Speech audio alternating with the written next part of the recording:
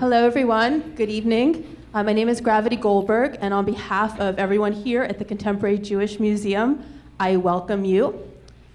Tonight's program, the KSAN panel, is one of our final programs in conjunction with Bill Graham and the Rock and Roll Revolution, the exhibition. I also wanted to thank the Bill Graham Supporting Foundation of the Jewish Community Federation for providing funding for this program and all of the other programming that have gone along with this exhibition. So now I am very pleased to introduce to you the gentleman who will be the moderator of tonight's KSAN panel, and we'll leave all the rest of the introductions to him. Please welcome Ben Fong-torres.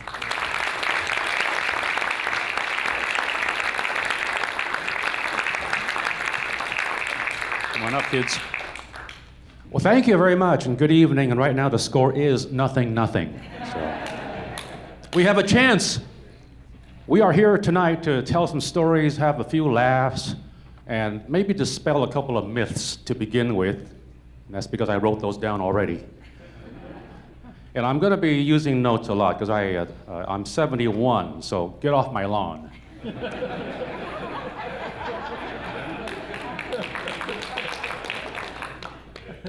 So it says here, KSAN was not the first free-form progressive rock station in the country. There were others before it, including KMPX right here in San Francisco,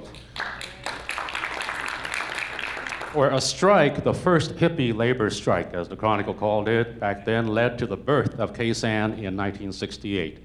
Another myth is that Tom Donahue started it all. He did not.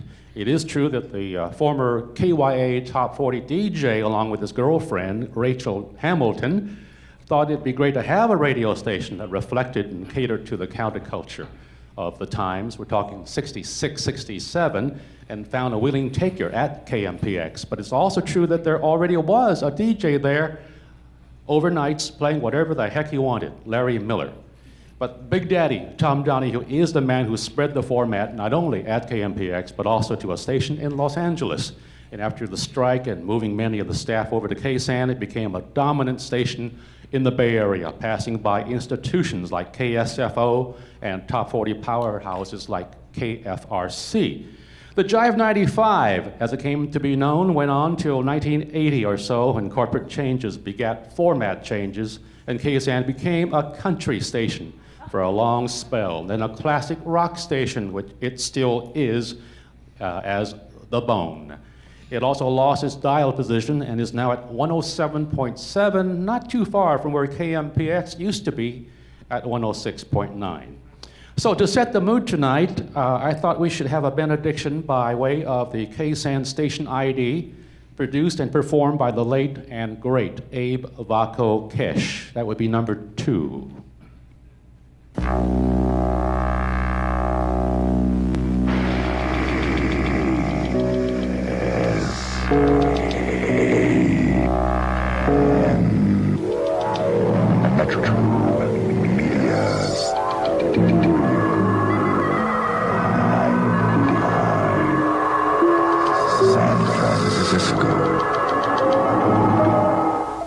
How many remember that?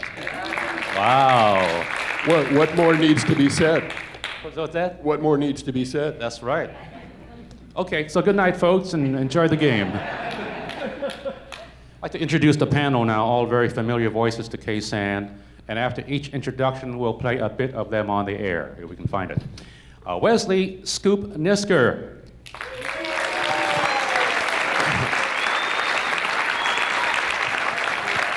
Yeah.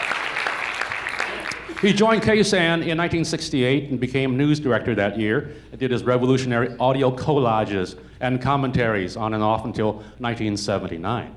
He was a regular on KFOG in the 80s, ranging from news director to occasional commentator. By then, he was what he calls a professional Buddhist, teaching meditation and writing books, including the best-selling Essential Crazy Wisdom. His latest book is You Are Not Your Fault and Other Revelations. Here now, courtesy of cut number 3, is a sample of a Scoop audio collage.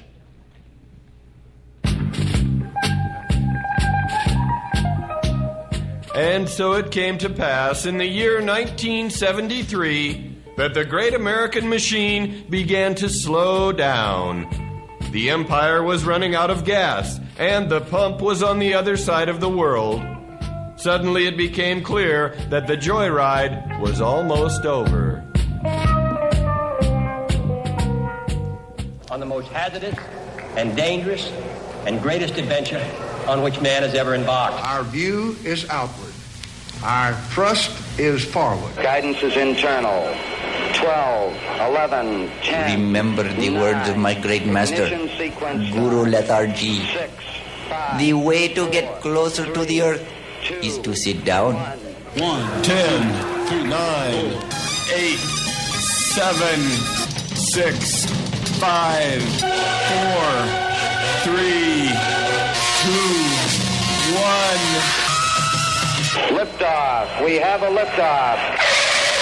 We have an energy crisis.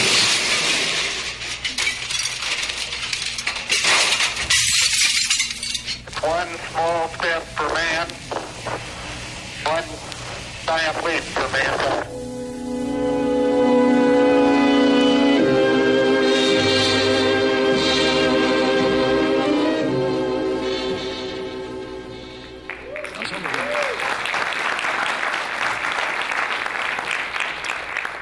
And he did that with magnetic reel-to-reel tape and razor blades. This is way before digital.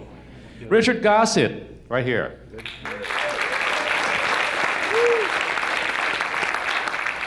Richard Gossett started as a part-timer on KSAN in 1969 and then got Tony Pigg's full-time shift when he left in 1970 or 71.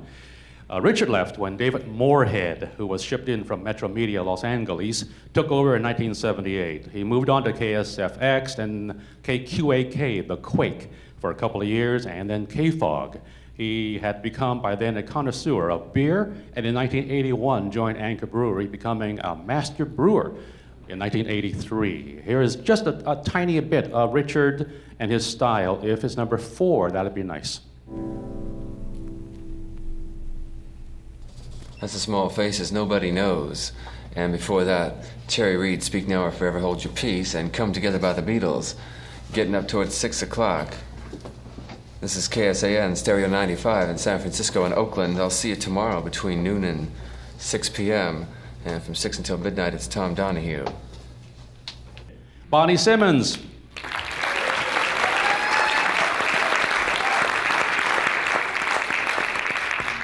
She came to town from Denver in 1968 and found her way to KSAN in 1970, beginning in the music library and becoming a DJ, music director, and program director. After leaving in 1979, she worked in promotion at Warner Brothers, appeared on numerous stations, including KFOG, Coffee, Live 105, and KUSF. She was also a band manager of Cake, currently serves as executive director for the Bill Graham Foundation, and for 25 years has DJ'd Thursday evenings on KPFA for no pay. And her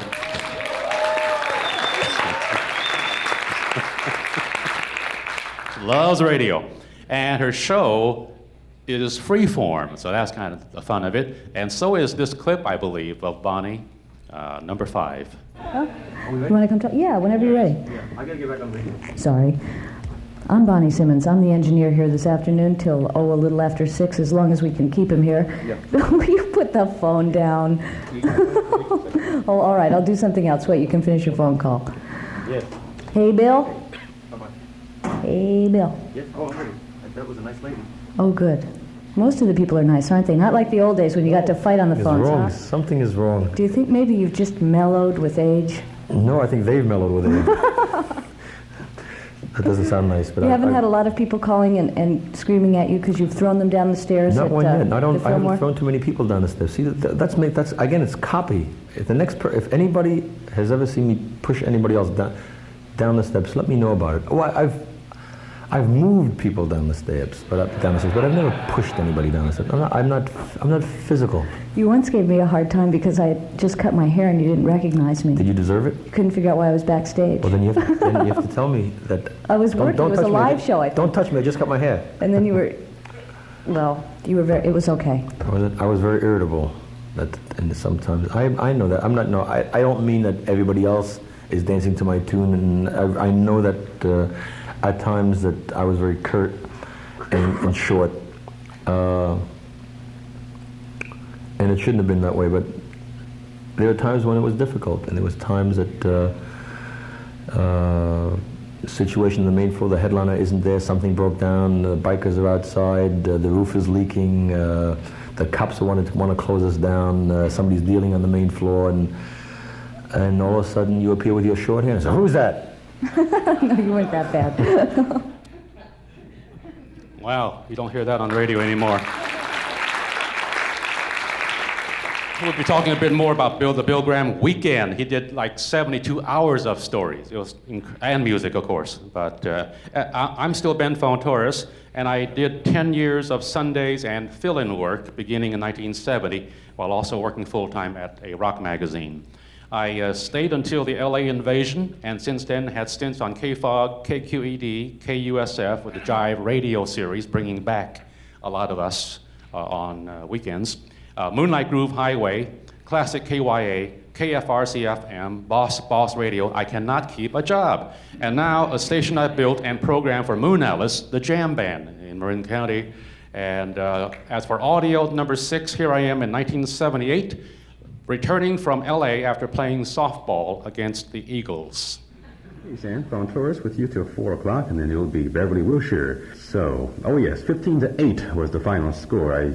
That's how we spent our afternoon, losing to the Eagles. And it was such a grudge match, in fact, that the next day, the Los Angeles Herald-Examiner devoted a page, rock around the bases, with 2 pictures of Don Henley, displaying his pitching form that took the Eagles to the victory over the Gonzos, and Glenn Fry, in a very snappy Eagles baseball outfit, sliding in the score past the Reverend Chuck Young, who was catching for us.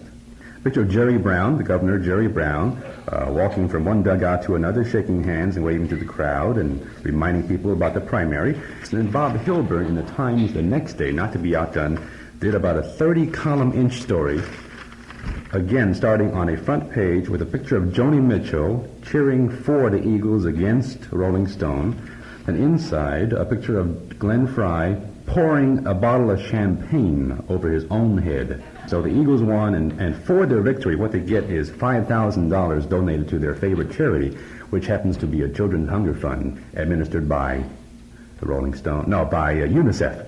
While down there, though, I managed to get something out of it for KSAN. This is queued up correctly. This should be someone you would recognize. Hi, this is Glenn Fry from the Eagles, and I'd like to wish KSAN happy birthday. Then there was a party at Don Tana's, a popular rock and roll Italian restaurant, and the Eagles took over the restaurant that evening. Over at a corner of Don Tana's was Don Felder and Joe Walsh of the Eagles, so I dragged Joe out to the Santa Monica Boulevard. This is Joe Walsh. I want to wish KSAN a very happy anniversary. Do it again. I will. Okay, I got it. All right, this is Joe.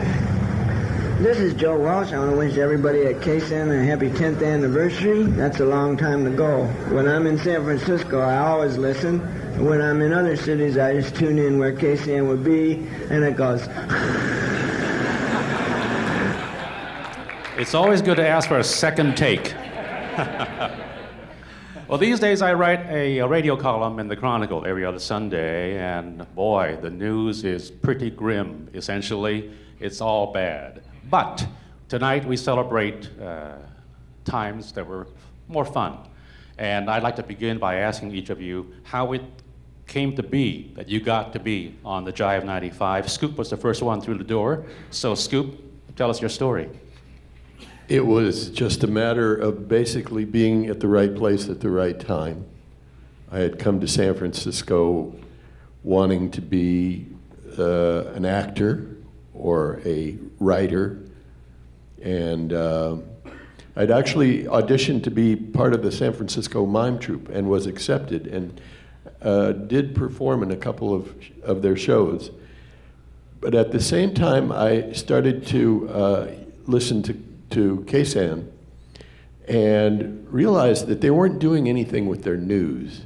You know, they were playing this great music, and they were obviously servicing this whole new counterculture that was growing up here in the Bay Area. It really was the mecca of the alternative culture of the 60s. And anyway, I thought they should be doing something different, something, satire or something.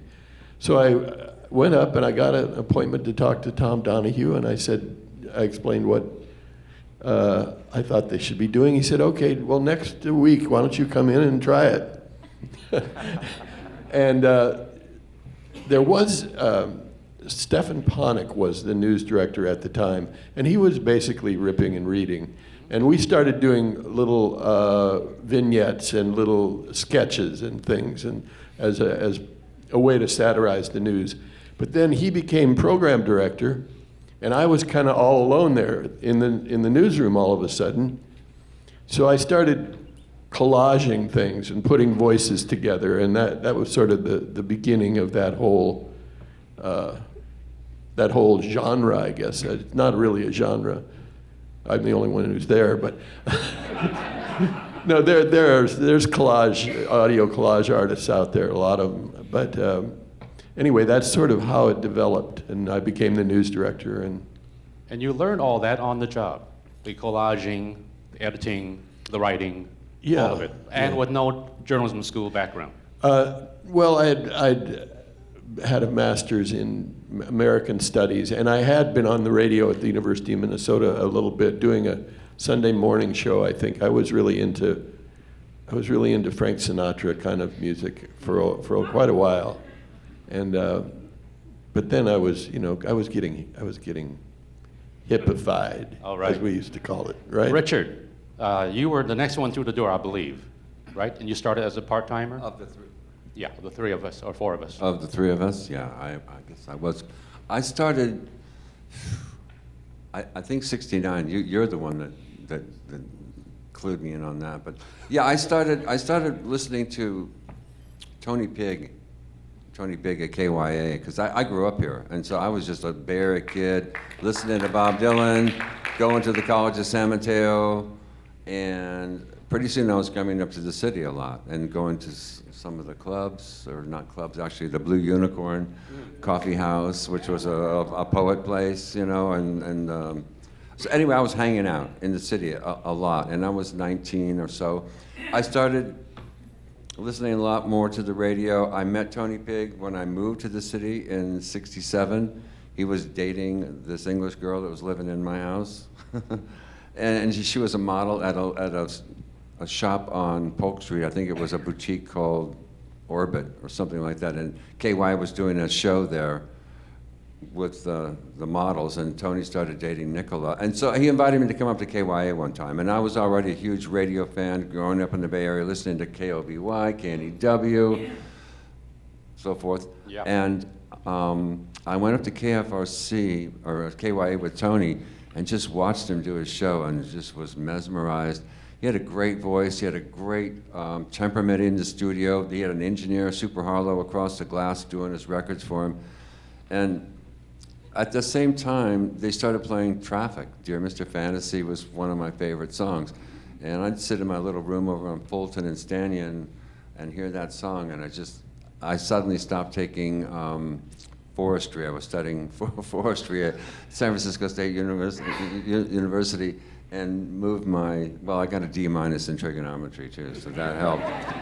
I wasn't going to be able to do any surveying, but I was the scene was so huge at that point. There was just so many things to do and music everywhere that I just basically stopped going to school, but was still going to school, but mostly for the social aspect of it. And all of us, a lot of you are probably close to my age, and we all were going to school for a main reason was to stay out of the Army, because I didn't really need to be in school. I could have done something else probably, maybe been a farmer or whatever, because I love agriculture and love all that stuff, but I wanted to stay out of the Army. I didn't want to go to Vietnam. So anyhow, to make a really long story even longer, no. I just got into watching Tony Pig, and when he and Tom went to KMPX, I was friends with them by then, and they just let me come and sit on the floor. So I used to go sit on the floor and watch them do their shows, and listen, and I learned so much from those guys. Later on, I started working at KNEW as a talk show producer. And so I would go in the back studio and practice my turntables and segues and use the microphones. So I finally gave Tom a tape and said, Tom, I want to be on the air. And he just, kid, you need to get some experience. So after they moved to KSAN, I went to KMPX and got hired. After about a year of that, I got fired from there, but I had done really well, I guess, because when I went over to KSAN and asked Stefan Ponick for a job, he said, yeah, we've got the Sunday night show. I guess I should put this right up here, huh, Ben? Yeah. Anyhow, so I started working at KSAN on overnights. I was scared, didn't talk much, mostly played music, because that's all I wanted to do was play music. I never really wanted to be an announcer. I didn't want to be to go from any station to any station and just be Richard. I wanted to play music for y'all. And music that would turn people on to the possibilities of a lot more going on. Anyway. All right. Bonnie, is it correct to say you hung out there first before you got a job? Well, my ex-husband, Bob Simmons, was around the station pretty much from the time it began. And you know, Richard said it. I think a lot of us ended up at KSAN. I never had any aspiration to be in radio. It never occurred to me. And when I ran away from college and came out here with my little Toyota, I think that was the first year they made those little Toyotas, I got a job inventorying records in white front stores. Every day I drove to a different white front store, and I had to go through the racks and write down what had sold, because I worked for the distributor that sold all the records to the white front stores. And without even realizing it, I became this kind of computer brain, which has always served me well over all of these years. And I knew all the serial numbers for all of these records, and you'd say, wow, what about that Janis Joplin Big Brother and the Holding Company record? And I'd say, Columbia 3613. and Rain Man. We started hanging out at KSAN, and my ex-husband was doing some fill-in stuff there. And I got to know Dusty and her husband, Luther Green, who had the Straight Theater very well, and we all hung out. And I sort of got to know everybody at the station, and every few months, one of the full-time people at the radio station would become the music director. And they would keep that job until they either started selling our promo copies. The record companies would give us 10 or 12 promo copies of every new album, and they were supposed to go to all of the jocks. And little by little, the people that were music director would somehow, the full-time people would stop getting their promo copies, and then everybody would vote to remove that person as music director and hire a different full-time person. And Tony Pigg was the music director when I first applied for the job as record librarian, and he told me that he couldn't give me the job because he had talked to his astrologer, and he was told that a Virgo would be the best person for that job. And that's true. So I waited. That is true. I waited until Tony got thrown out as music director and Dusty Street became music director. And I had helped Dusty get a lot of kind of arcane R&B records because we both shared a love of all kinds of R&B. And when she became music director, she gave me the job of being the record librarian. I made $60 a week. And I think I was record librarian and public service director. I think those two jobs came together. And then usually, if you seemed fairly competent, they would make you start becoming the engineer and producer for the talk shows on Sunday morning, so that I would come to work at 5 in the morning so that I could be the person to put on the Alan Watts tape. So I kind of owe it to Dusty Street in a lot of ways. And I also like Richard, I think I definitely came to it having no idea that I wanted to be in radio or ever really even been a kid who called the disc jockey when I listened to the radio at night. It just didn't occur to me to make any kind of personal connection that way. I came to it for the music, and KSAN was a place where Donahue had this extraordinary ability to pick people. He didn't pick people that had gone to broadcasting school. He didn't pick people necessarily, although we had a few and they were great, who had long radio careers.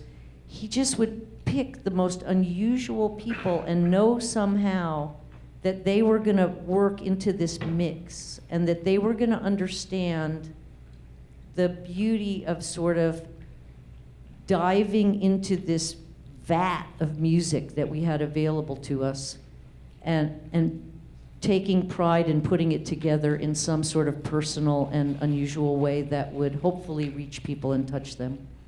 Thank you, Bonnie. Man, that was ponderous. I'm sorry. You've answered 4 questions already. Thank you. No, it's fine. You're kind of leading the way into other topics we'll be addressing. The aforementioned Tony Pigg, by the way, formerly Tony Big on KYA, went on as Tony Pigg to New York, where for many years he was the staff announcer at ABC Television, and in particular for the Regis and Kathy Lee show. And then Kathy Lee, Regis and whoever else, Kelly Lee, and then you still hear him on TV. So he went on to good work in New York.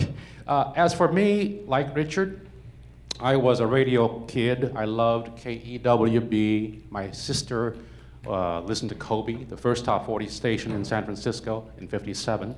And then later on KYA and KFRC. And I just loved the whole idea of top 40.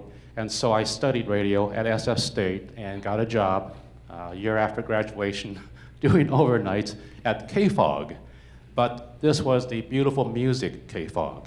This was Henry Mancini and Mantovani, and Stereo for the Good Life from Ghirardelli Square in San Francisco. And so I wound up at Rolling Stone, and a year into that, the PD at KSAN, Paul Boucher, called to send me basically a random note about a rolling festival that Tom Donahue was taking off on in a magic bus with Stone Ground and some other musicians. They were going to caravan around the country and film it for Warner Brothers. And Paul said he's taking several of our weekend guys, as well as himself and Rachel. And so, do you want to come in and do a show and fill in? So I did, and stuck around for 10 years, doing Sundays and fill-ins. So at Rolling Stone, I would get a call from, I hate to mention Ed Bear by name, but he would call and just say, hey man, I can't make it tonight. This is like around 10 o'clock at night. And I'm at the office or at home working, and he says, can you really go in for me? And I would then go to KSAN and spend midnight till 6 playing music, and then showing up at Rolling Stone a few hours after that. So that was my beginning at KSAN, and I loved it. So 10 years after the Summer of Love, KSAN did a special. It was called What Was That? Bonnie, what was that? And I'd like to ask each of the guys. The special was called What Was That, or Suddenly Lost Summer. And what was that? The reason it was called that is that at KYA, Donahue had this partner who ran the station with them and was the other very, very popular disc jockey named Bobby Mitchell. Bobby Mitchell was quite a raconteur, an unusual guy, and there would be Donahue and Mitchell, neither of them small people, riding around in that Corvette that they had, that low-riding Corvette. And Bobby Mitchell got leukemia, and while he was on his deathbed, Donahue's story always was that with all of his friends and family gathered around, very close to the end, that Bobby Mitchell suddenly sat up in bed and said, "What was that?" Wow. For some reason, that's what we named Last the words. 10-year anniversary of KSAN. Makes perfect sense. Richard, what was that for you? What did it all add up to? whole experience? I'm still actually trying to figure it out. But for me, there was a huge 75 was a big change at KSAN. Actually, you know, from the early 70s or the late 60s, we played a lot of folk music and Bob Dylan's and you know. We started playing more rock and roll, I think, and not. We always played Rolling Stones. We always played rock and roll, but we also played a lot more Americana music and folk, and people would read poetry. That sort of all stopped later on. So for me, what was that was the really early days. I was a kid. I was 22, like Bonnie. We were just at the right place at the right time, and I was overwhelmed by the people I was working with because I used to listen to 2 or 3 of them on the radio when I was younger. So there I was working with them, and I just was learning, and for me it was a growing thing, and I knew somehow that no matter what happened, I would never find a job like that in radio again. And so I really relished that, and when I left KSAN after 9 years in the late 70s, I still did a weekend show every now and then at several stations because I love doing it. And there's nothing like going into a studio and you have 3 or 4 hours and you fill it, and you fill it to a room like this, only there's nobody in it, just me and maybe some friends that come and visit. But it's going out to all people that want to listen. And there's just something about that. And so to me, what was that, and I knew that I would never find it. Though you can, like Bonnie still has a freeform show on KPFA, and I had one on KVR, no, the PBS station in Santa Rosa. I can't remember the call letters anymore. KRCB, there it is, thanks. But yeah, KRCB, and it's still fun to do it, but there was nothing like doing it at KSAN. We were going all the way from Palo Alto, Stanford, all the way up past Sacramento. We had college students everywhere listening to us. You know, we had a huge young crowd that were hungry for music. They were hungry for concerts, hungry for bell-bottom jeans for a while, waterbeds. It was being in the right place at the right time, like Scoop said. And a lot of us, and like Bonnie, I didn't really see myself as being a disc jockey. I didn't even know there was a job like that. I mean, I knew there was, but I didn't know people actually got paid to do that. And by the way, Bonnie, I think at KSAN we got paid about, like $245 a week, if I remember. That's toward the end, right? Yeah. This whole time they were paying me $60, and you guys were making $245. Yeah. Equality. Scoop, let me ask you this. On the news basis, what was that means that you walk into a situation where Steph had been doing the rip and read, you do something completely different. You're later on joined by fellow news staff. You actually built a news team, didn't you? Didn't you have a news van? Well, I left and went to Asia to practice Buddhism, and Dave McQueen took over for me as a news director, and then he hired Larry Lee and Chris.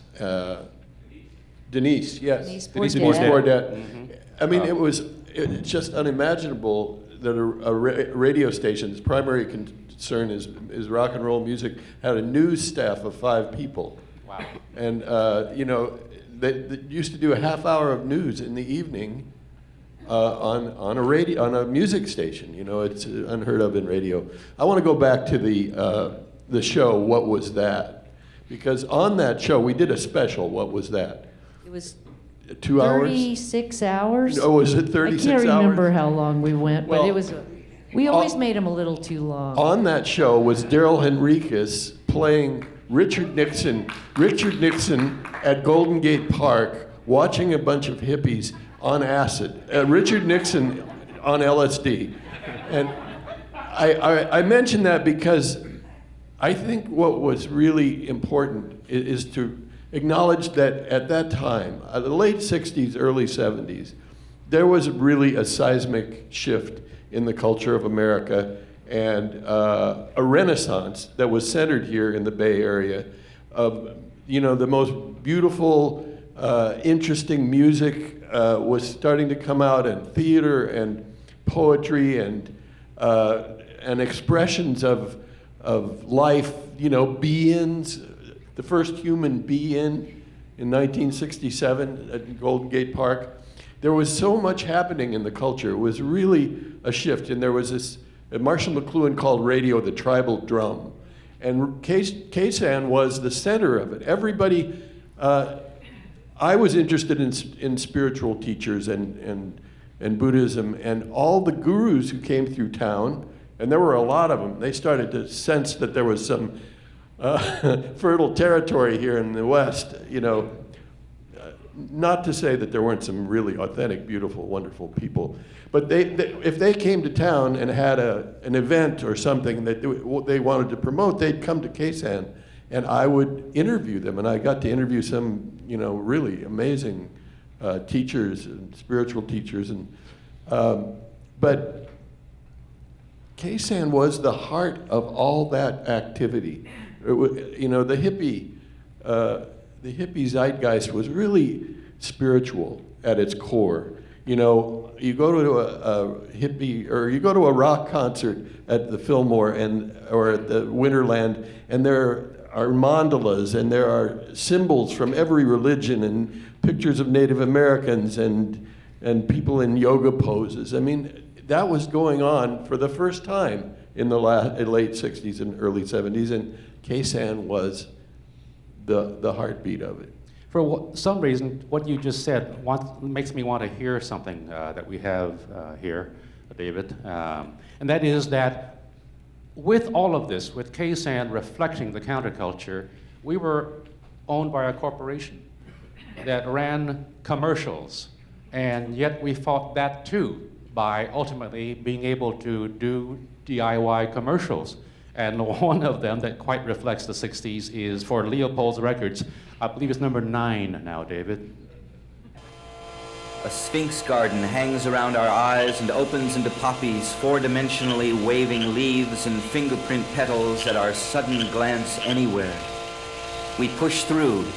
Your cellophane dress snags in the tortoise parade under green pools. My hair collects peacocks who settle on its shaggy palm crown, dreaming sleepy yellow under this branch, and then past the domes of lovers, casting off cheeks and nostrils of iron mathematics to penetrate the quiet body of cockatoos flapping electric circles, sparklers igniting at your lips. Exotic postcards flash by. The loudspeakering Sphinx postcard glues against your forehead in the rain everywhere. Your hand around my waist, my face against your neck, music between our ears, heartbeats colliding. In this garden of music, white fire speaks through our veins. While on wooden scaffolds in vacant lots of February paradise, Record City is having a sale featuring all Jim Kweskin Jug Band and Country Joe and the Fish Sides on Vanguard Records at 2340 Telegraph Avenue in Berkeley. The other great thing, Ben, when I was putting these little pieces together that made me think about KSAN is, I think the Leopold's commercial that we have is 1:17, and the Record City commercial is 1:13. And sometimes what we'd made was just so good that we couldn't worry too much about keeping it at 30 or 60 seconds, so we just let it go longer. I just want to add something also to the mix.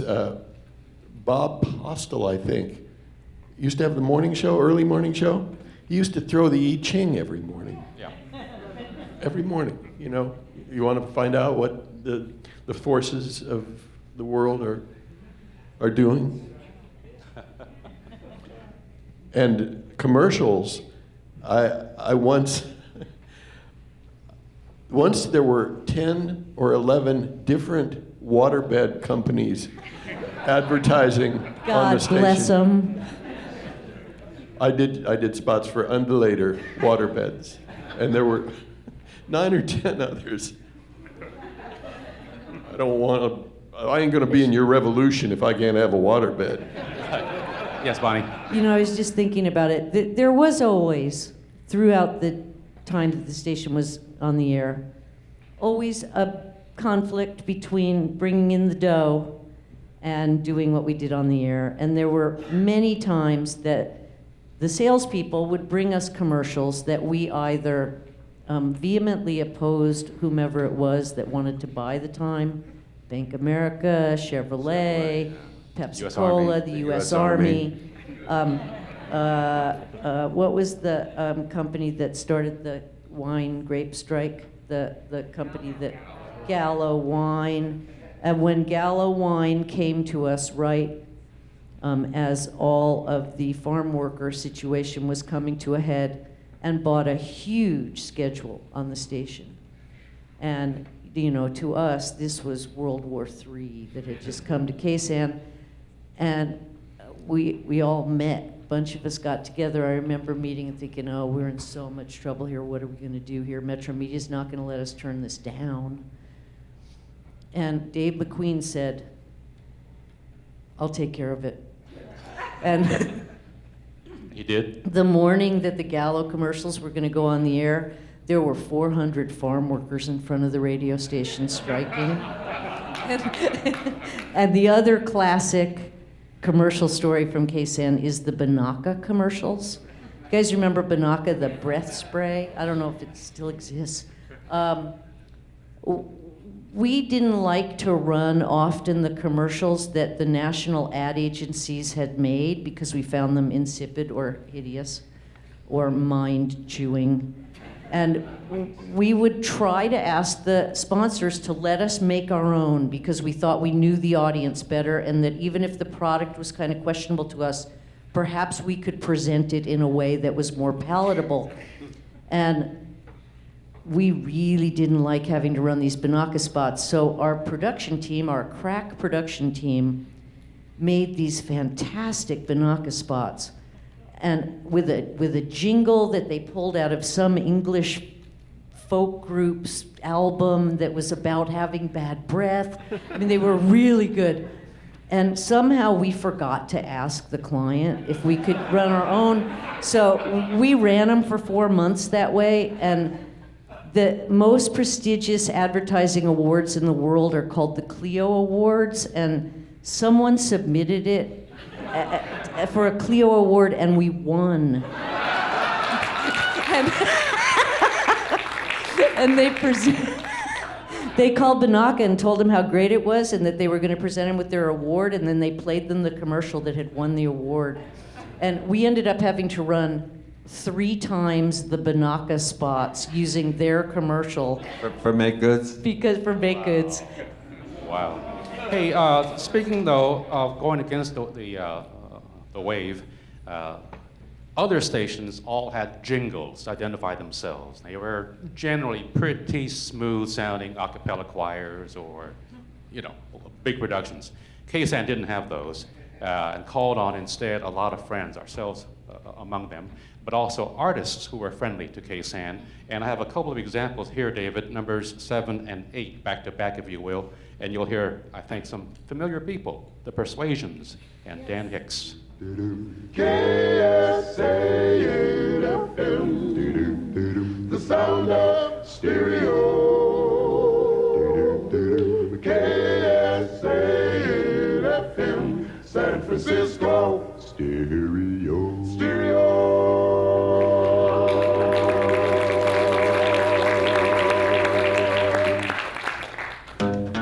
If I had my choice, I would never leave my house or car.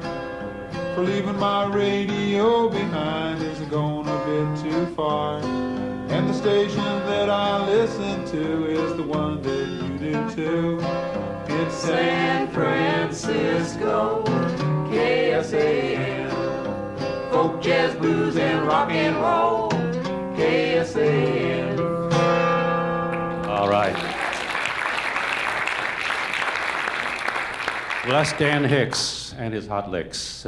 Let's talk a bit about music and how we came into it loving music, but then as part of our gig, we would discover music and then play the music and then put the music together in a certain way to entertain ourselves, but also listeners by way of segues. What was that all about for you, Richard? for me, that was why I took the job. Really, it was the greatest thing to just start here,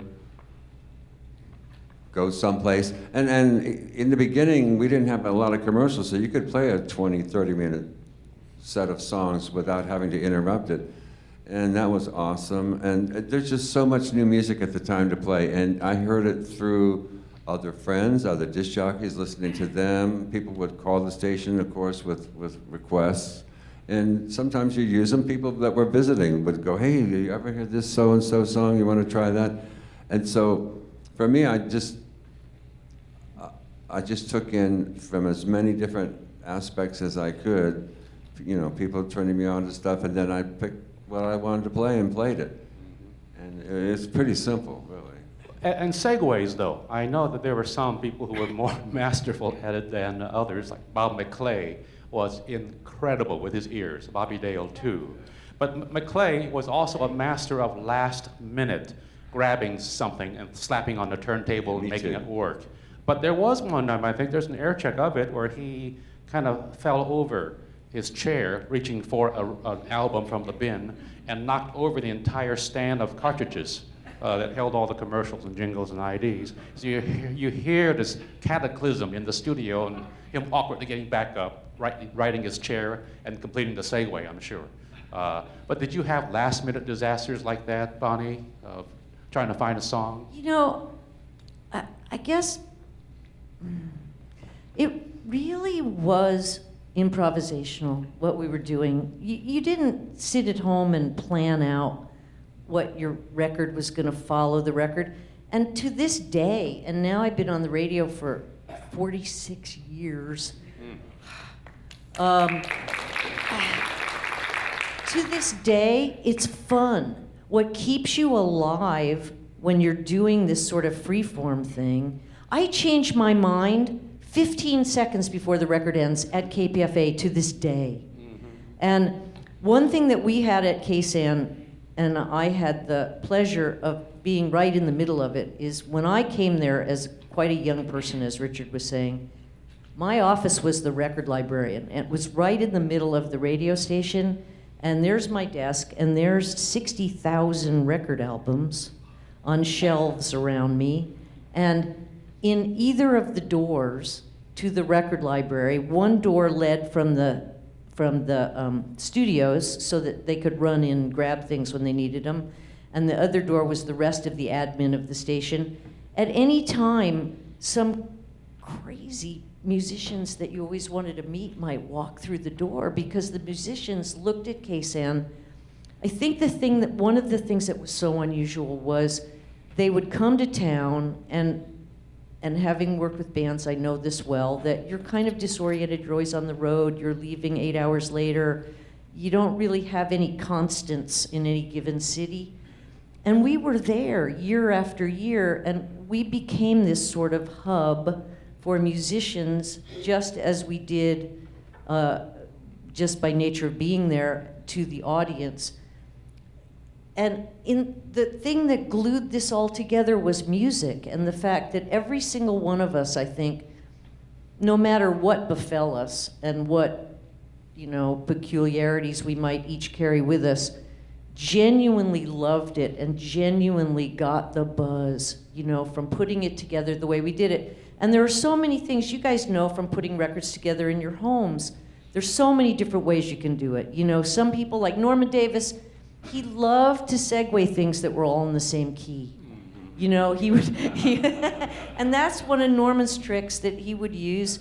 And some of us, I like to play sets that are often lyrically hooked together because I come to things through lyrics sometimes before I do anything else. Or it might be a rhythm that somebody hears.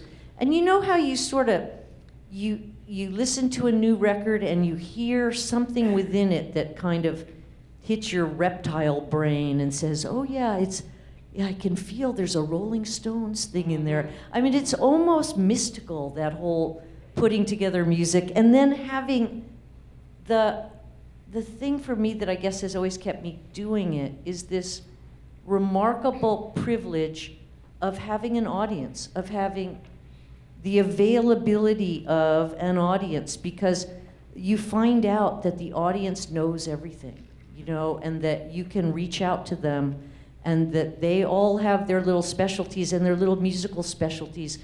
Do you know people still call me at KPFA, and my favorite is when people call and they say, okay, there's this record you used to play, and it goes, da, da, da, da, and they start kind of singing it to you on KSAN used to play it, and Rachel used to play it.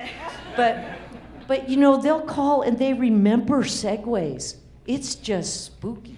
I thought they were going to do da da da, and you would say Atlantic R47. But yeah, we all have those songs in our heads. Like when I heard Neil Young, Harvest Moon, dun dun dun dun dun dun dun dun. Everly Brothers. Of course. I want you.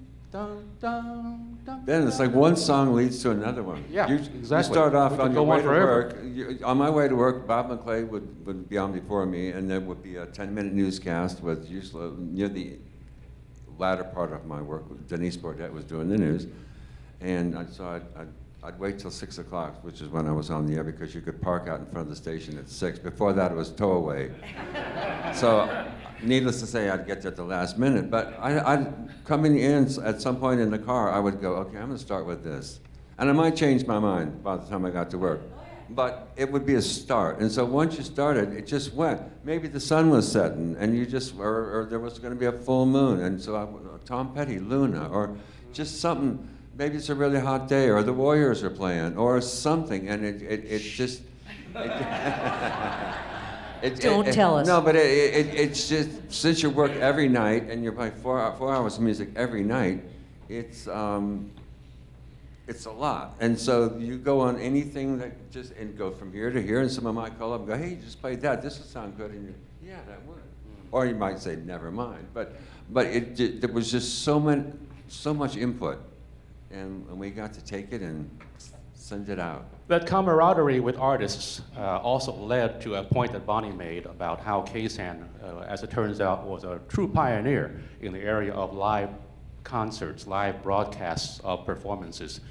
It may have begun in the record library, someone showing up and doing a Haight-Ashbury Free Medical Clinic fundraiser. Jose Feliciano. Commander Cody in the record library. Oh yeah, of course. Some of the Grateful Dead guys did something in the record library, played like the. But Bonnie, make that point of how it became rather sophisticated. It wasn't just putting up a couple of microphones toward guitars and voices. You know, one of my favorite ones was we had, like many businesses had, these cubicles for the sales department, and before you got into the programming part of the station, at the old station on Sutter Street, and Sun Ra and his orchestra came in one night, and the first thing they did is Sonny saw the cubicles, and he said, just give me an hour, I got it. And he put a different guy in every cubicle, and then had us mic everything together with hundreds of feet of mic wire, and he conducted the orchestra from standing on Hodvig's desk at the reception area. But one thing, and I think Donahue kind of, one of the many things Donahue taught all of us was just this respect for the musicians and respect for how you could make it available to them so that they could come play live music there and be comfortable. And we just took that and sort of rolled with it. You know, lots of radio stations to this day, number one, they want bands to come on their morning show because that's the most listened to time. And they put you in the corner of the main studio with no microphones, no monitors, and they just sort of say, play. And it's really unpleasant. But at KSAN, we sort of learned that, I guess we just felt like this was all our big, you know, hootenanny. This was our kumbaya all around the campfire with all of these musicians. And we did little things that would make it comfortable for them. And that then grew into doing live performances at different locations. Donahue did this fantastic deal with the guys that ran the record plant. And we did hundreds and hundreds of live shows. We did live weekends where we did one band in Studio A while Studio B was setting up, so there was never a break. And it would just be, 24 hours of live music. We went to the boarding house. We went to the Keystones. We went to the, every club. The Paramount Theater. The Paramount Theater for Boz Scaggs, and it became, this was not something that every radio station was expending their energy putting together. And it became really sought after to come, Bruce Springsteen at Winterland. I mean, there were hundreds and hundreds and hundreds of KSAN live shows. And I think it's certainly something that the audience still, remembers and calls in for, and people that taped them that pop up from time to time. So I think it was a really important part of what we did. Another important thing, too, was reaching out to the community and helping causes. And I don't know if public affairs worked hand in hand with the news department. I'm sure you drove some stories, and they became so important that we had to do something more than simply report it. Like the Symbionese Liberation Army, or the Weather Underground left us a few messages. They recognized that this was the voice of a counterculture, and if they wanted to reach people, they came to KSAN. And there were public service causes, too, when birds were oil slicked, for example. Oh, yes. By an oil spill. Oh, yes. And in fact, we organized and launched the first naval battle of the Revolution at KSAN. Explain. The Native Americans had taken over Alcatraz. And we called for somebody to lend us a boat, and we got a number of offers, and stocked it with a bunch of food we were going to take out there, and went out there, and got rammed by the Coast Guard. Actually ran into the boat. It was McQueen, right? And you were No, I was there. I was on the boat with Tony Pigg. Oh. And we called it the first naval battle of the Revolution. We did manage to throw the food over onto the dock, but there was a lot of police activity and Coast Guard activity. But yeah, we organized that. And Ben, we did just basic public service by finding people's lost dogs. Yeah, listeners' personals. Personals. Well, not even personal, but when there would be something in the panhandle of the park, and there'd be like 7 or 8 people would call, anybody see a brown? And we'd actually go on, when you had a break, you'd go on, we got a lost so-and-so, and here's the phone number. And this was the era when you could hitchhike. And so that was a lot of the ads that came through KSAN, was people looking for a ride to Boulder. And, oh, okay, I'll give you a ride, man. Okay, we'll be where? Okay, and off they went. I don't know if everybody remembers the turkey trade that we used to do at Thanksgiving.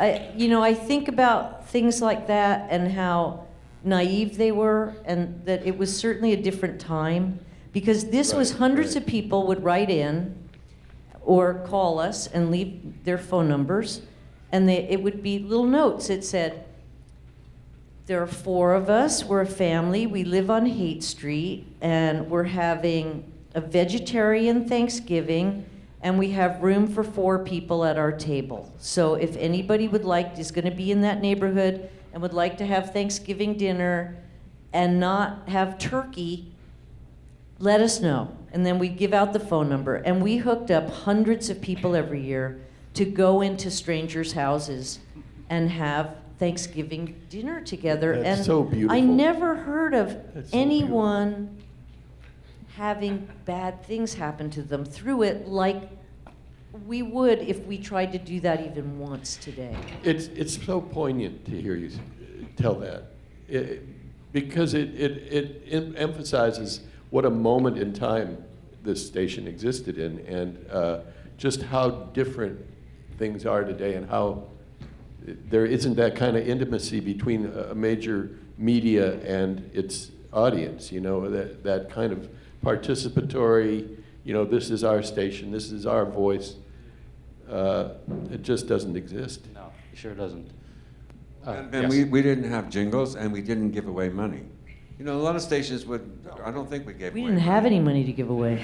No, we gave away waterbed maybe or something, but I mean, a lot of stations would have, okay, listen in between 6 and 10, and you could win $500 or $1,000. So they would basically bribe you to listen to the station, and we didn't have to. I mean, there was times when probably people would rather have some money than listen to one of us being on our going off on some personal tangent, playing a song 4 times in a row. That's happened. I'm old enough to remember on Top 40 Radio when a listener won a contest, they would announce her name and her address. Oh, yeah. And her winning Social Security number is... Wow, not today, man. Hey, speaking of old and new radio, Richard, because you did aspire to be an announcer, yet your first job was at KSAN, yes, and KMPX, right, and then KSAN, and you have this very unique delivery.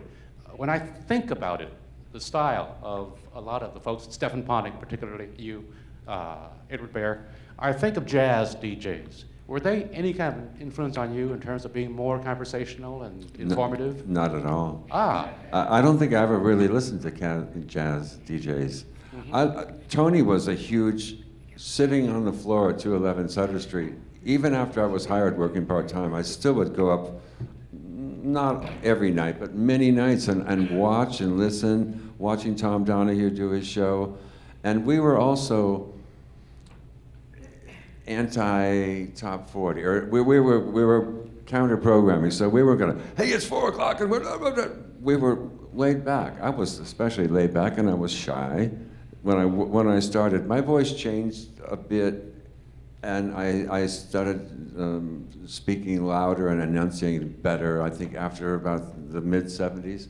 Because I ended up working at stations like KFOG part-time and other stations where you actually did have to, be here now. Be professional, Scoop. right. Or be there now. Bonnie, could you tell us about the Bill Graham weekend? It was such a major moment at KSAN. Yeah. Invite one guy in to do about 36 hours at least, maybe 72. It was 72 hours. 24/7 in the studio. There was a fellow named Mylan Melvin who worked with us. Wonderful guy, started with everybody at KMPX, and he was tasked with producing this special. And what we did was pick out 72 hours based on 72 shows that had happened at the Fillmore. And we had these little cards with all these shows laid out. And we took several months and found as much live music as we can. We went to Bill's house, and we asked if we could borrow a bunch of his tapes, because we all knew that Bill would tape shows, even though he didn't always tell the artists that he was taping shows. And he had all these reel-to-reels. They were all on these little 7-inch reel-to-reels. And he'd stored them in his basement or his garage in Mill Valley for years, and they were moldy and falling apart, and the rain had been hitting them. But he said, sure, take them, use them. So we worked on putting all of that music together into little cartridges so that you could give each person that had a shift during the 72 hours their little bunch of, here's music that goes along with this hour, with this show. Here's a couple of interviews that we've taped in advance of people talking about Bill. But it rolled kind of on its own. And we had Bill Graham on the air, and he basically tried to stay awake for 72 hours and talk about the artists. And here are pictures, actually, from the KSAN weekend of Bill. And, well, there he is with Donahue in the station. You'll notice Bill always on the phone. Making a deal. And there's Bill wearing his KSAN t-shirt, and then there's a couple more. Is there another one of Bill sleeping? Oh, no. Oh, never sleeping. There's one somewhere of him sleeping on a Pasha pillow, one of those big waterbed company pillows. And was it sponsored by him, or how did the Metro Media go for this? He was closing the Fillmore, so it was in honor of that. And I think we just had regular sponsors. Richard was one of the people that was on for a number of hours. I remember that Richard was on. It was a weekend. It was a full weekend, and the only time Bill slept is he'd go sleep on one of those big pillows out in the lobby at the station, and everybody was there working on it and kind of pitched together. But it was very loose. You know, that's how a lot of those specials that we did, because we always bit off more than we can chew. We never quite had them ready in time, so it was often kind of throwing pieces at the disc jockeys on the air and knowing that even though you were not presenting people with all the tools that they might possibly want, the disc jockeys to me were magic, you know, that we all would kind of pitch in on these things and get them done, because of course nobody wanted to go on the air and be bunk. You know, you had to sort of get it together. But that was the KSAN weekend. It was quite amazing, because as Bill got more sleep deprived, he got more sort of out there in talking. Ooh. And then we had a bunch of artists who came in and kind of challenged him. There was the fantastic piece that Michael Bloomfield did, where the two of them really got into it. And Nick Gravenitis, he got in a fight with Nick Gravenitis on the air. And it was pretty good. Good radio. I'd like to ask, as we begin to wind down, about ambitions and aspirations beyond KSAN. Well, let's talk about the end of KSAN. It was not a happy time, because competition had reared its corporate head in the face of KMEL, among others. There were stations in San Jose, of course, too. There was a beginning division among the staff with the oncoming of punk music. Some people loved it and embraced it and played it. Others did not, and the station just didn't sound as cohesive as it never did, but less so than ever before. And then in came management, a guy from Los Angeles, Moorhead, the well-named David Moorhead, came in and took over and changed the sound of the station, brought in some new disc jockeys, fired some people. What was that like for you? Were you gone by that time, or was it just sadness? Me? Either one of you. I was still there. I mean, I was there. I think I was one of the disc jockeys that played the most sort of new wave punk stuff in the mid-70s. Bonnie was as well, but Well, we played different new wave and punk, and that was fine. We each had our own. And That it was like the fun of jangle being pop able to for do me what you too, where I wanted. could Yeah. play but some of the older disc jockeys wanted out of there, yeah, for sure. And there was also a lot of competition with disco music, and other. And I could never figure out why anybody would want a radio station that plays disco music. Because disco music is for dancing. You go out and you dance. That's cool. But to have it on at the house, you just sit there. I didn't make any sense to me. But I'd had enough by the late 70s, and the music scene had changed quite a bit. And so, yeah, it was easy for me to just, well, I got fired. but it was, I had a bad attitude, so it was easy for me to get out of there. But it was sad in a way, because what we had was gone. Yeah. Bonnie, were you fired, or did you quit? Or both? I was trying to be a 6-day-a-week disc jockey and be the program director, and I kind of burned myself to a little frazzle. And I made sort of a bad decision that I would give up being program director and just be a disc jockey, because I was still really in love with the idea of being on the air, you know, and I was still really learning it. I'd only been full-time on the air for 5 years or something, and it takes forever. As we all know, we're still kind of learning it. At least that's how I feel, being on the air. And I think I made sort of a bad decision there, because it sounded like that would work great, and I'd just come in and do my show, and I'd get sleep, and it'd be terrific. And then I realized that I sort of missed a part of that, which is that they'd probably hire somebody else to be the program director, and it might not be somebody that I thought would be a good program director. And indeed, that is what happened. And right at that time, as things often happen for all of us, I think, just coincidentally, Warner Brothers sort of popped up with the overriding desire to hire someone from radio to run their promotion department, and I just did it. Right person, right time, right place. Again. And And you know, I went, and the whole country was my territory to work alternately whenever I could get around to different places. And I have to admit, I couldn't make myself come back to San Francisco for about a year and a half. I just couldn't go to KSAN. I just thought, I can't do this now. It's still a little bit too raw for me. Sure. And I remember I finally came to KSAN. A weird thing to be remembering. But I went in, and the building had just been painted. It had been painted orange and green and beige, the outside. And I just commented on that. And the program director at the time said, I don't know what you're talking about. KSAN's colors have always been orange and green. And I thought, wow. From her time, then, maybe. Well, is it our bumper sticker? Green, Yeah, green and yeah. orange. Wes, what was the end like for you? The end came a little earlier than the end for me. And when I Another first book title. When I first got back from India, and I made several trips to Asia in the 70s, and I got a special features. They offered me to do some time to do some special features. So I was going to try to enlighten the world, you know. I wanted to bring the beauties of meditation and Buddha Dharma to the world. So I'd do these special features, and the energy of the radio station be bopping along, and my piece had come on and just, you know, it just didn't have. I just didn't have any the energy to sort of.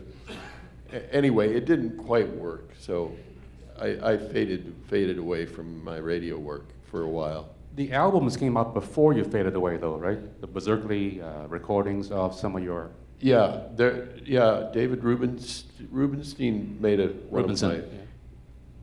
The lawyers got a hold of it. There was too many. You know, I was using too many samples from other sources, and we gave it to Rubber Dubber, you know, who was black market bootlegging albums. Anyway, yeah, I made an album then, and there was a NPR show that an hour-long show called A Decade in Your Ear, and people can hear it if they actually go to my website, and you can just download it and or stream it and listen to the. And Richard, what collages. led you to beer as a profession? Almost like the radio. It was right place at the right time. I wanted a job in the brewing industry. I'd been home brewing while I still worked at radio. At KSAN, I think I started brewing at home. And I went to Anchor and asked for a job, and we only have like 12 people. We never hire anybody. So, okay. And then when I left KSAN, a friend of mine, Jerry Horn, that owned a series of liquor stores, hired me as a clerk. So I worked as a clerk in a liquor store. And I did that for a year and a half, I think. And went back to Anchor 6 months later, and they needed a bottle inspector, kind of like Laverne and Shirley, somebody watching bottles go by. And I took it. I said, I'll take that job. And then within 6 months, they started training me. Because like KSAN, they didn't want to hire brewers that had come from Anheuser-Busch or Miller, because we brewed only quality beer with no adjuncts and stuff. And so they taught me how to brew at Anchor, and then after about a year of brewing, they sent me to University of Wisconsin to they have a short brewing course back there. So anyway, I got into beer, just like that. But I loved radio, and I loved doing my show at the Quake, even though it was a formatted station. They let me get away. Oscar Oz was the program director. And even Pat Evans, when I worked for her at KSFX, she used to put little orange dots on the records that I wanted to play so the engineer knew that they were okay. But I must say, I still had to play Whitesnake. And that was the first time I worked at a station where I had a stack of, this was my show. I'd get there, this is your show. Yeah. You get to play the Rolling Stones' new track, and then you're going to do this, and then I saw Whitesnake, and I go, oh man, I don't really have anything against it, but I never play. Anyway, I faked it. I somehow scratched it out and went on. But later on, I decided I'll do whatever they want me to do, but it wasn't so much fun. There are many, many, many more stories about our times at KSAN and in radio and in this community. Millions. There's a movie being made, actually a couple, but there's one that is shooting here actually, the KSAN documentary, Jive 95, is what it's called? KSAN Jive 95, the movie. Okay, that's what it is. And I know that you have some questions. We don't have a whole lot of time. One of the questions is, where can we find this kind of radio today? We heard basically nowhere, because it's a little station in Westmoreland County, Berkeley Public Station. I do Moon Atlas Radio, which is freeform, but I program the whole thing, so the DJs have no choice. So you go to other platforms, basically. On Sirius XM, there are a couple of fantastic channels like The Loft and Deep Tracks. College stations still are fighting the good fight, but by and large, it's over. Now, on that happy note, are there a couple of questions in the audience? Yes, sir. When I first came to the Haight-Ashbury, it was all top 40, which meant no black music and no local bands. And then a man named Larry Miller came from Detroit, and he started the whole free-form radio revolution. And I remember walking up Page Street, and every house was listening at midnight. Yeah, he was an late night overnight guy who did start it on KMPX, buying that time in order to do a show. Tom Donahue was one who turned it into a format and brought in a staff and made it work commercially, and turned what had been a foreign language barter station into a commercial vehicle. All right. What happened to Larry Miller? I think he's still around. He might be back in Michigan. Thank you, though, for bringing that up. Yes, the woman in the back waving. Yes. Would you talk about the farm chem report? Oh, we meant to. We were going to bring it up. Yeah, we meant to bring that up, but that it was like I'll do it. Or you want to do it? It was every Friday. Yeah, people would submit their samples of drugs, marijuana, coke, whatever, to not to us, to farm chem, to a laboratory on the peninsula, right? Sometimes they submitted them to us. Stanford. Yeah. And they would put a 2 number code on it and keep it, and so it was mostly warnings. You know, there's bad acid. There's bad. You know, look out for the marijuana being grown in. Paraquat in it. Yeah. But so we report every Friday on the news. We read off the numbers. We'd get the report from Farm Camp. Number 7242. Look out, paraquat. Yeah, or there's manite in your Coke or whatever. But it was a public service, and I think Metro Media was not happy with us doing this. But we actually got away with it as a public service to help keep people safer. Public health. You know, it's like one of those things where you mention something that's bad because you want to help people, and people, well, you shouldn't even mention it. Well, no, we did. And the news department was probably responsible for that, weren't they, Scoop? Is that where it came from? I don't know how it got started. I did it for a while, but I don't know who started doing it. But yeah, it was important. I mean, it was a little thing like looking for lost dogs. And you're not supposed to do that stuff on the radio. You're not supposed to do single messages to one person because it's a public radio. But we got That's away how I with found it. my wife. She called in looking for her lost dog. I answered the phone. She said, "Oh, we went to SF State together. I've been listening to you for the last couple of years." And now we've been married 30 years. And that's how Bobby Dale and Normie. That's how Bobby Dale and Normie met. Uh-huh. From her being a fan. I won't ask more about Normie right now. Gravity, do you want to choose? I can't see as well as you can, probably. There's a hand right over here. Sure. Okay. And this will have to be the last question. So I don't know that much about West Coast radio from those days because I listen to WPLJ in New York. And I don't know if you probably know some of those people, but basically I'm wondering about how, were you able to play like the long versions of songs like Inagata Davida? And also, over and over and over again.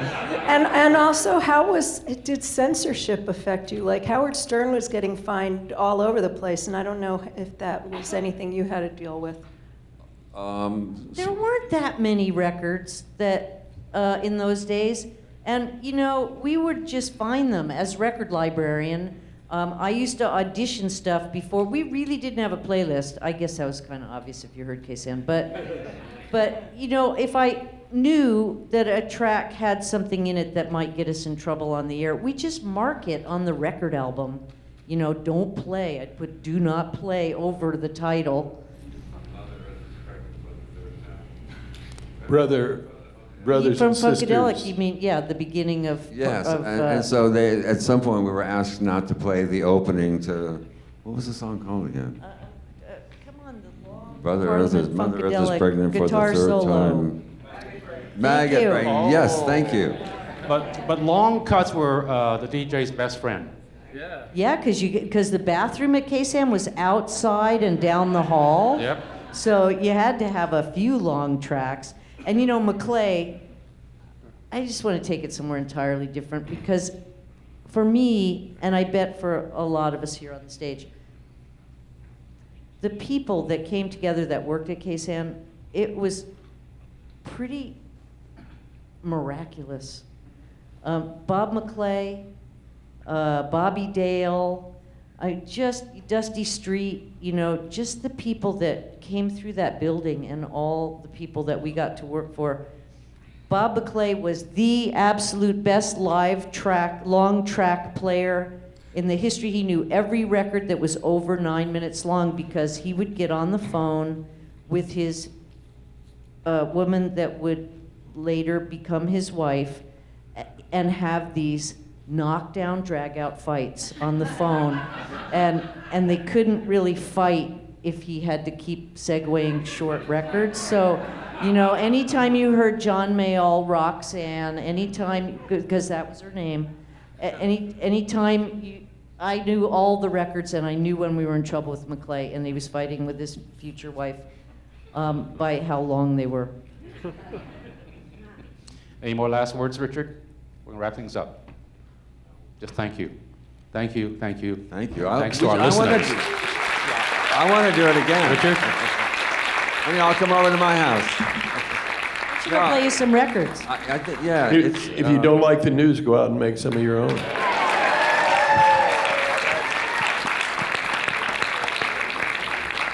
Thank you all very much.